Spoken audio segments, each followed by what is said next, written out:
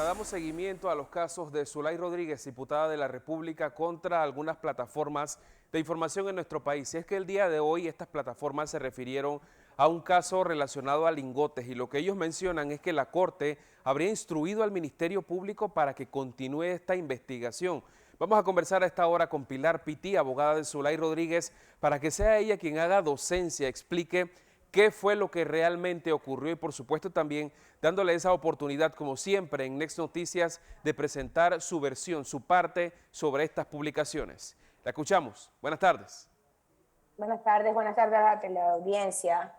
En efecto, para nosotros resulta sorprendente que ayer sale un edicto, el edicto 449 del 7 de abril, pero sale publicado ayer a las 3 de la tarde, y Foco, la red digital de Foco, lo vi en Instagram yo, pone el tema de Zulay, de que van a dividir el expediente, atatay, provocándola, y ponen el otro donde se había rechazado la recusación de un magistrado, porque sí fue extemporánea de nuestra parte, que era el 448. Hoy me apersonó la Corte, me entregan los documentos, y cuando me estoy yendo, me habían entregado uno de los documentos totalmente equivocados, sin las páginas, y tuve que esperar una hora que me lo dieran, y les dije, mientras ustedes demoran una hora, ellos, que parecen ser mis pasantes, me van a publicar más. Me publicaron que el proceso ahora iba a ser dividido y que las otras personas del proceso, el esposo y las otras personas, iban a ser procesadas. Nada de eso dice el documento. El documento explica la formalidad con la que se tenía que interponer alguna denuncia contra la diputada, que los penagos, cuando vinieron en febrero, el 21 de febrero del 2022, debieron apersonarse a la Secretaría General de la Corte con su abogado. Ellos, yo creo que interpusieron esto y se fueron del país. Se fueron, No sí. pusieron ellos no pusieron ningún abogado. Ellos se quedaron en el Wyndham Albrook, parece, donde dieron algunas declaraciones que no han salido todavía. Ellos son actores también, de profesión el muchacho, y se fueron. Entonces, nunca han tenido abogado. Pusieron la denuncia, se pusieron en las escalinatas de la Corte a decir falsedades, entregaron unos audios adulterados. No se presentan a ningún proceso y no han vuelto, y ellos tenían que haber presentado esto por escrito con su abogado. Lo que la Corte ha hecho en realidad es hacerle un llamado de atención al Ministerio Público, porque ¿qué hizo el Ministerio Público? Transcribió todo y se los mandó, no hizo nada, y ese no es la labor del Ministerio Público, de hacer una investigación.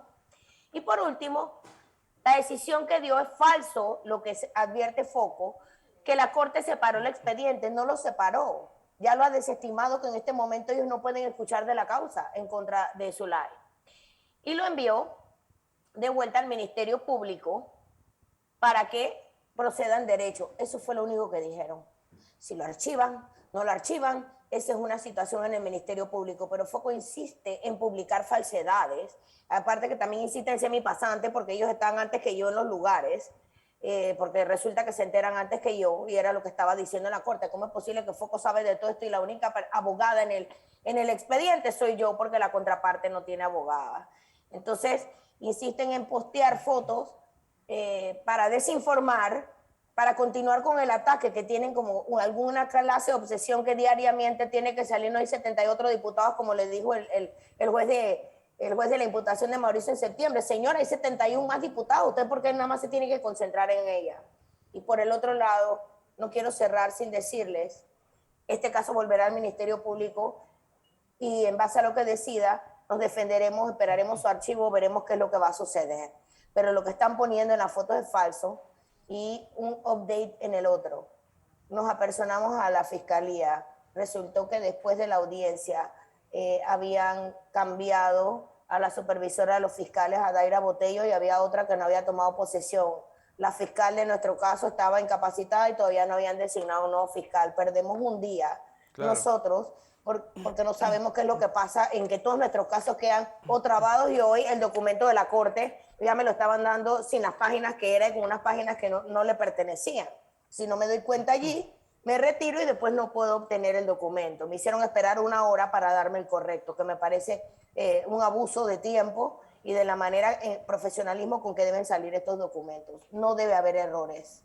Muy curioso todo esto, licenciada. Usted menciona, por ejemplo, el Ministerio Público dirigido por Javier Caraballo transcribe esa entrevista a estas personas que se fueron del país de inmediato, lo remite de inmediato a la Corte. Ahora la Corte quizá trata de enmendar ese error, pudiera decirse. Lo otro, la forma también tan pronta que se enteran en la Corte Suprema de Justicia de algo que usted, que es la única parte en este proceso, pues le toma tiempo en enterarse. Toda esta situación también con las fiscales en este otro caso. Muy curioso todo esto. Es demasiado curioso para mí, primero porque, o sea, si fuera un caso en contra de Foco, Mauricio Valenzuela Neplanés, Aristóteles Flores con su Bortons Lab, que es el presunto dueño de la página web, yo comprendiera que ellos se enteran primero, tienen su abogado. Pero ellos en realidad han tomado unos edictos que están en las páginas y no sé si tienen acceso a este documento porque la única que debería tener acceso soy yo, porque eso lo pregunté hoy, soy la única abogada, la contraparte no tiene a nadie. Y bien sabían la persona que los asesoró a poner esa denuncia, que esa denuncia no se ponía en el Ministerio Público, se van del país, se desligan de todo y creo que lo hicieron allí para poder hacer su show porque ellos tenían que haber designado un abogado. Este caso lo veremos cuando regrese. Todavía al día de hoy el expediente estaba allá, pero en ningún momento dijeron que investigaban a Zulay. El documento claramente dice, nosotros no podemos investigarla, esto se devuelve, le hace un llamado de atención al señor Caraballo de cómo se hacen las cosas, porque él lo que hizo fue tratarlo como una papa caliente y no cumplir los procesos. Y en ningún momento se ha dicho que se va a investigar a las otras partes, porque la Corte lo único que dijo, y se los voy a leer porque ellos están leyendo el final, se devuelve lo remitido para que la Procuraduría General de la Nación proceda a lo que derecho corresponde. Y eso está por determinarse cuando regrese a la Procuraduría. Y el tema después de las copias, de que cómo se enteran y de que ahora nosotros allá estábamos sin fiscal en el caso que fuimos a la audiencia y ganamos. Y el señor Mauricio salió diciendo que era normal que se hiciera la revisión.